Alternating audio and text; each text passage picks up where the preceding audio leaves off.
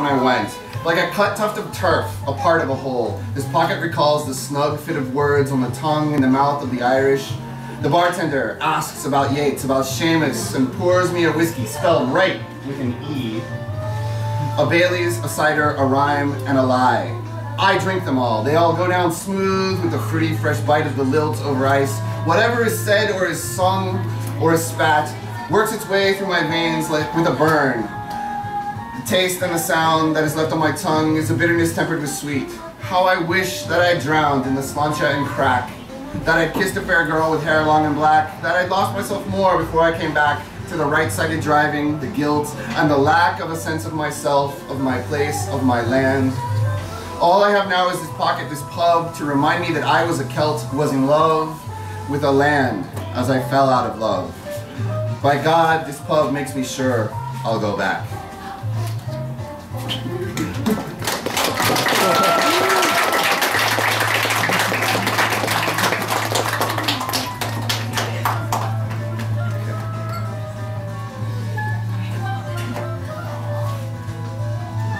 Hiroshima.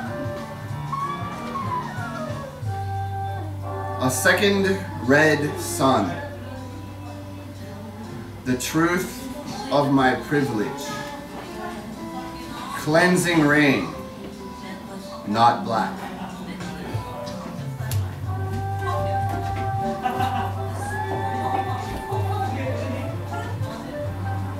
Summer Shodo. Sitting in the grass, hundreds of tiny brushes, kanji on my legs.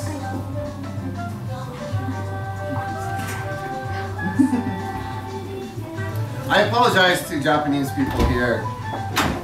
This is probably impossible to listen to me and understand, and it's my lack.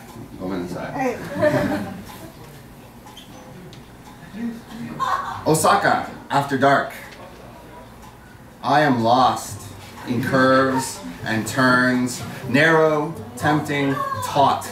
So many neon signs wind up and down your side streets and back alleys, but so few welcome, so few invite.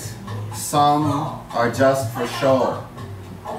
Your wide, bright thoroughfares pulse around me, never ebb, solely flow. They crawl with floating motes, captured moments, masquerading as denizens of alleyways, gutter flowers, hawking massages, hair in slashes, splashes of LA in 1983.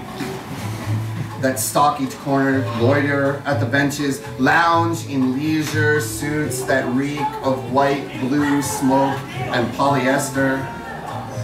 You are caught in some strange tesseract of fashion, eternally embracing a singularity of style, 1972, 1983, 2012.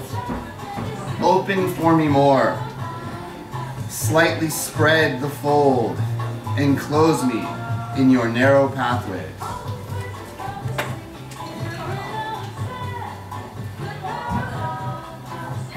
A lot of my poems sound like they're about sex. We forgive you. This one doesn't.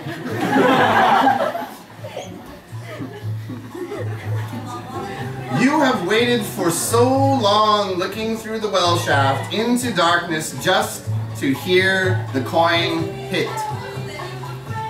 You have sent stones and coins and words into the chasm, aching for an echo, searching for a splash. And only this floats back to you, proves another being lives across the span, breathes back the breath you breathe. But as this paper flutters back to you, it proves your misconception. For I am at the other end, yes, but it's you who are in the well.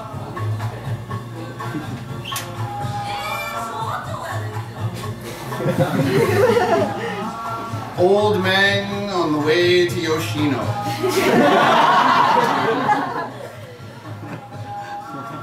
I see them looking in at me, through the windows. Really, only one looks. The others are drowsing, nodding, not bowing, and scratching or talking.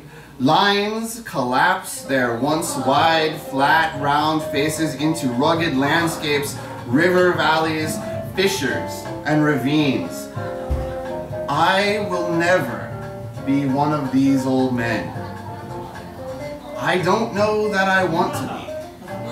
When I think of being old, I'm on a porch, in a swing, not on a train. I already have the hat. I already feel some aches. Some days I am already shindoi. Like the lines in the old men's faces betray them to be. There is a girl. Truly there are many girls, but I mean particularly one whom I wish to know more. She has gloss glistening lips and kakkoi megane, red, with black temples, half lenses, works in a hospital, emails occasionally. I think some days of how we'd raise a child, where we'd make a home, how we'd survive one another. I'm not afraid. This courage, no. Courage is to strive when every impulse is to tremble. This calm, yes, far more appropriate, is new. And perhaps it's even naive. C'est la vie, since we're speaking French. I think of sleeping next to her and it feels wholly foreign. I have slept in foreign arms, but it's not ethnically alien. She is of another ethic. She is cut not only from silk to my flannel, but in a different pattern, with a different blade. She's the product of pinking shears, and me, a razor blade. The train shuffles on, a great beast dragging its lonely carcass through the tunnels, across bridges, gasping in relief at every station, sighing before starting up again. It's an old man too.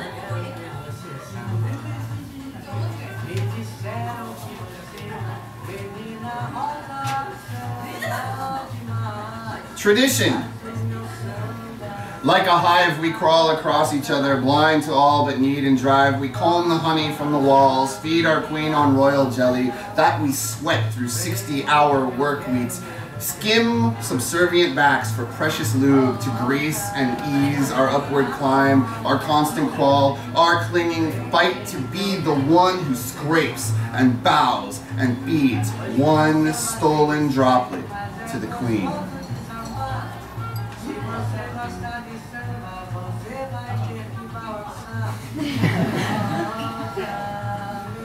Cafe, a triptych. 1, coffee and cream.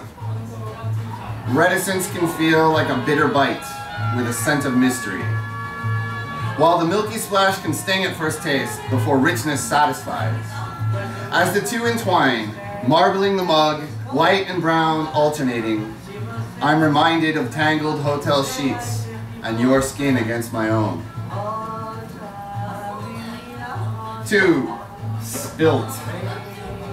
Barely stirring, coffee with no cream spilling in the saucer on the table, splashes all around, a mess spilt everywhere, but not one drop mixing, staining, penetrating, the slow percolation seeming always unfinished. I never taste a sip. 3, iced.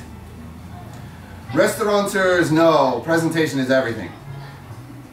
Even with a cup and saucer, ornate spoon, classy sachets of sweeteners, natural and synthetic, if I spill this sweet syrup, will it harden clear, crystallize into a pane to peer into, through, and see you? Such a long wait, such a sticky possibility, and nothing says it will even dry transparent, or thick enough to lift, thin enough to view, strong enough to last beneath my fingers, my sweaty grasp. At the end of decadent evenings, out with friends, I'd like to kiss the night goodnight with sweet lips. I always get dessert, if only for the crisscross of lace of caramel, the sugary gilded cage, and it all melts in cream and coffee. But I like to try to savor the shattered sections, even for a second more, and this is why I drink my coffee cold.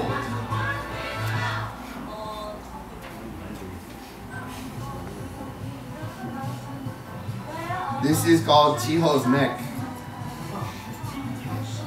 A fragile silver strand, laced with black stones, traces the softest, most sensitive collarbone I've tasted as she turns, twisting away while yearning closer. We wind around one another, braided, gold and silver, a chain of limbs and longing laced with gems in black and gray. And two more. My favorite ruined picture. Through the gauze of the window shear, a sole small wren or other bird on the middle power line of three, facing away, facing west, facing home.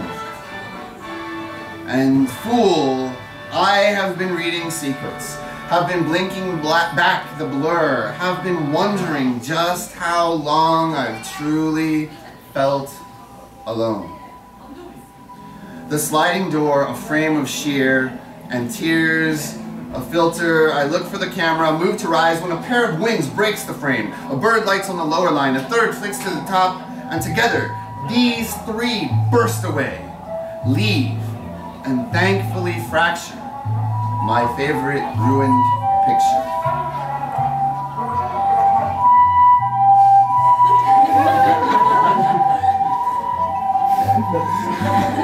And finally, the ume is the richest blossom, magenta pink, clustered white, ignored because it comes too soon. The premature eruption of clumps of color before spring in the last gasping spasms of winter. The ume is a twisted tree, stunted spinster, gnarled branches overlooked in favor of the slender, taller, nostalgic sister, sakura. More often seen alone, unleaved, when flowers crust yearning limbs. The ume is a potent fruit, supple green, succulent, pickled more than picked, enclosed instead of chosen, even wrongly named, as if prunes outclassed an apricot. Brown liqueur called plum wine.